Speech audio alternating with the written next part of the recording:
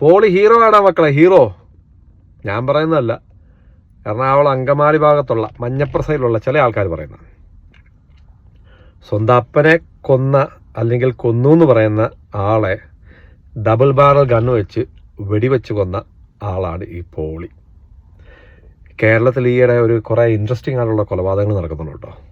അതായത് നമ്മുടെ ആലുവായിനെ നടു റോഡിൽ വെച്ച് വെട്ടിക്കൊന്നത്, അമ്മായിമ്മ മരുമോളെ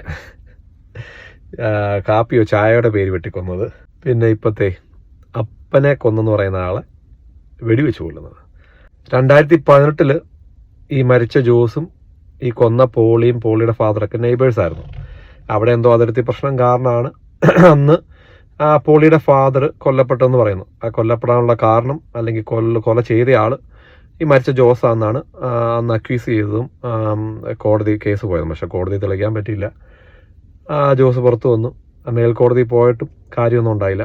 അപ്പം അന്ന് മുതൽ ഇപ്പം 6 കൊല്ലമായിട്ട് പോളി ഈ വൈരാഗ്യം മനസ്സിട്ടുകൊണ്ട് നടക്കുമായിരുന്നാണ് പറയുന്നത്. തക്കം കെട്ടി തോട്ടി കുളിക്കാൻ പോയ നമ്മുടെ ജോസിനെ പോളി 3 പ്രാവശ്യം ഡബിൾ ബാരൽ ഗൺ വെച്ച് വെടിവെച്ചു.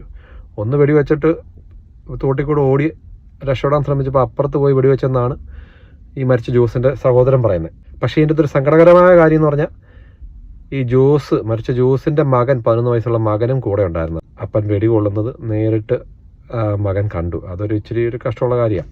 പക്ഷെ ഞാനിതിൻ്റെ കുറച്ച് ന്യൂസും കമൻസൊക്കെ വായിച്ചപ്പം ഇതിന് 50-50 ആൾക്കാർ, അതായത് പകുതി പേര് സപ്പോർട്ട് ചെയ്യുന്നുണ്ട്, പകുതി പേര് സപ്പോർട്ട് ചെയ്യുന്നില്ല. ചിലർ പറയുന്നത് അപ്പനെ കൊന്നവനല്ല, അവൻ മരിക്കട്ടെ, അല്ലെങ്കിൽ അവൻ കൊല്ലപ്പെടേണ്ടതാ, ഏത് മകനാണെങ്കിലും ചെയ്തു പോകുന്നതാണ് പറയുന്നത്. അതായത് വാളെടുത്തവൻ വാളാലെ.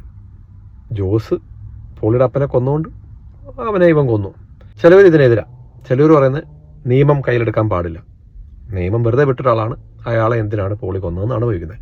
അത് മാത്രമല്ല, ഈ സമയത്ത് ഇലക്ഷൻ്റെ സമയത്ത് ഈ പോളിയുടെ ഗൺ എന്തിനാണ് വന്നത്? ഗണ്ണ് എനിക്ക് തോന്നുന്ന സാധാരണ ഇലക്ഷനൊക്കെ വരുമ്പോൾ പോലീസ് സ്റ്റേഷനിൽ എടുത്ത് വെക്കുന്നില്ല. ഇനി മേ ബി പോളി ഒരു പഴയ ഒരു എക്സ് മിലിറ്ററി ആണെന്ന് പറയുന്നു, അതുകൊണ്ടായിരിക്കാമെന്ന് തോന്നുന്നു.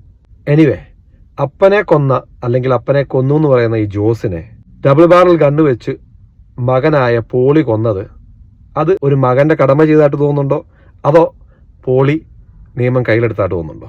എന്താ നിങ്ങളുടെ അഭിപ്രായം? എന്നിട്ട് നമുക്ക് തീരുമാനിക്കാം പോളി ഹീറോ ആണോ അതോ സീറോ ആണോ എന്ന്.